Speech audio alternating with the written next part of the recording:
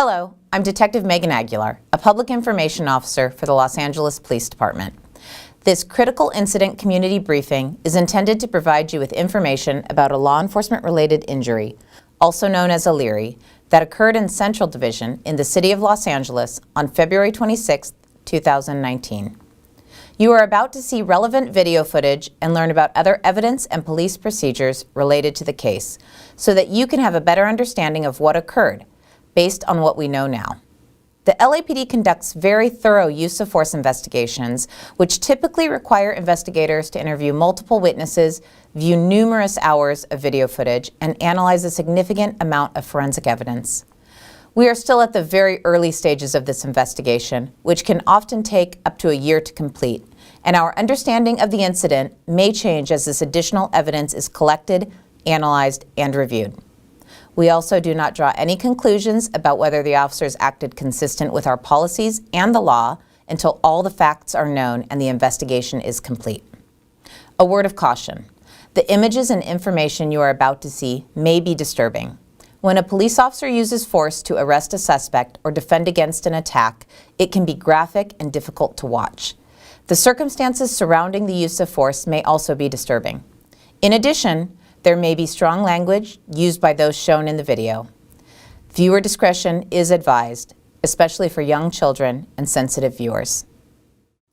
On February 26th, around noon, officers from Central Division responded to a radio call of a man with a knife at a restaurant in the 300 block of 5th Street in downtown Los Angeles. The officers met with a woman who told them she'd been inside the restaurant with the suspect and other patrons when the suspect threatened to slit her neck with a folding knife he was holding. Where's he at? Okay, I'm about to eat on that Mexican restaurant. Okay. And one of the guys stinks really bad. Okay. And he said, he pulled a knife about this big, and he said, shut up or I'm going to slit your throat. So it's right there and he has a knife. What's the knife look like?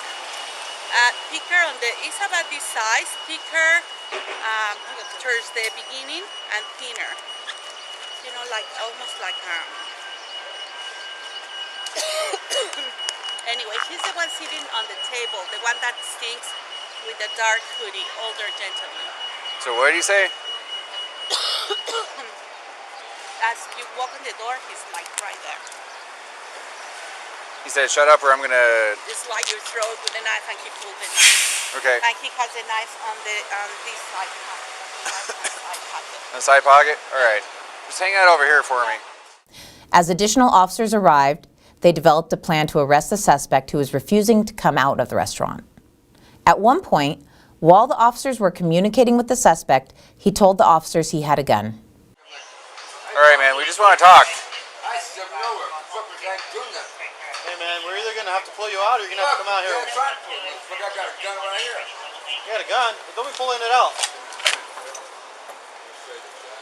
This guy armed himself with a knife. Can you look to the side? Oh, he's got a knife. Yeah, roger that. 185. 181 FB130 is en route at 505 Brunswick Road. Hey, you drop that knife. You don't drop that knife, we might have to use less lethal force. It's going to seriously hurt. Any is an SME 185 requesting a backup unit. Supervisor 310 West 5th Street. There's no cover over here. Yeah, there's no cover. You guys put out backup? All right. Hey, can you move to the side or come out? 419 from Adam Main. Peter comes to Main. Officers attempted to communicate with the suspect for approximately 10 minutes in an effort to get him to come out of the restaurant. However, those efforts were unsuccessful and less lethal force was used. Officers fired 3 rounds from a 40mm device and 2 rounds from a beanbag shotgun. The officers were eventually able to enter the restaurant to take the suspect into custody. One of the officers located the knife the suspect had been holding and removed it from the immediate area where the officers were struggling with the suspect. The suspect was taken into custody and transported to a local hospital for medical treatment for an injury to one of his hands. Sir, you need to drop the knife or you're going to be hit. You're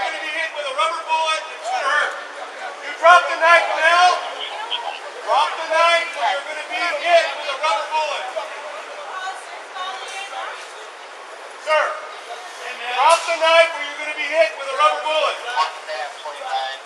Stand by, bro. Beanbag stand by.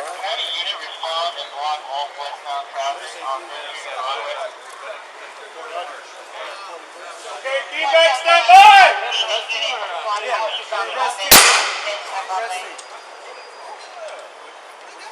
Drop it, sir. Amen. Drop the knife. Drop the knife. Drop the knife. Switch OC. Want to switch OC?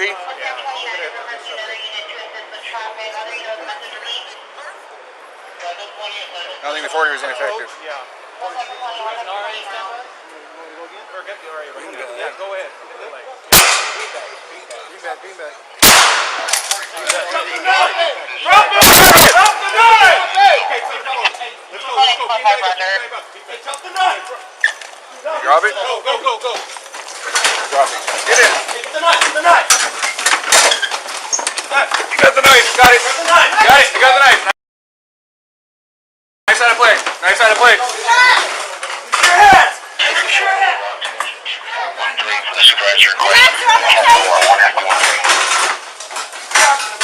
Get his hand, get his hand.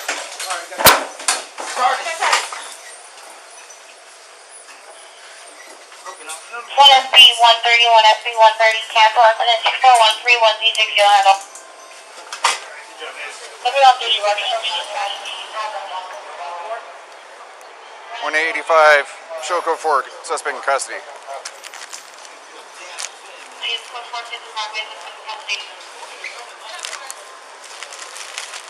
Everybody okay? Yeah. Anybody injured?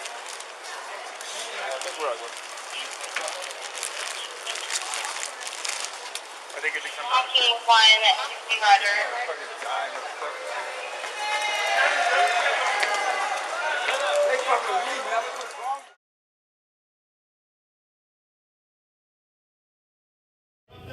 I ain't dropping nothing. You got no right to tell me that. Drop the knife. Fuck You're you. going to be Yeah, fuck you. hit with less lethal. Yeah, You're fuck going to you. be hit with a rubber bullet. Fuck you, talking ass. They're in my country, motherfucker.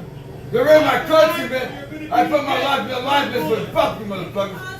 You know where to start this shit. These motherfuckers trying to freaking die. Drop the knife or you're going to be hit with a Yeah, rubber we bullet. gonna die, motherfuckers. Try, motherfuckers. I'll kill you, fucking. I wanna die right here, motherfucker. See who's gonna get your fucking ass killed. Yeah, fuck, wait till my unit comes. They're gonna kill your ass, man. You think you're outnumbered, motherfucker. Yeah, fuck, I ain't driving nothing.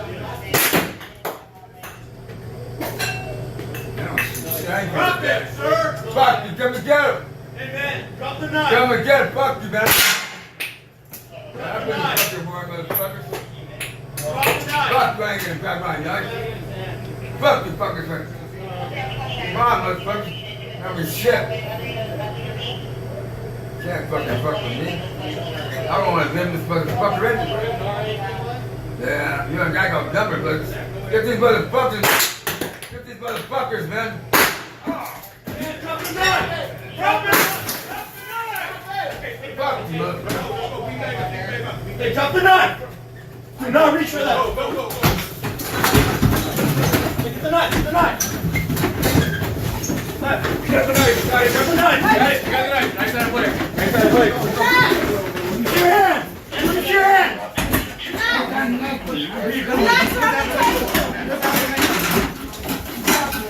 Get his hand. Get his hand.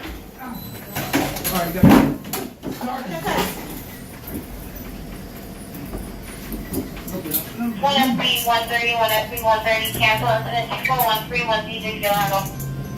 Let me know if you ready. One SB 130, Roger. I ain't do a damn thing, man. It's 4450 Broadway, suspect in custody. They started this shit. Why are you fucking with me?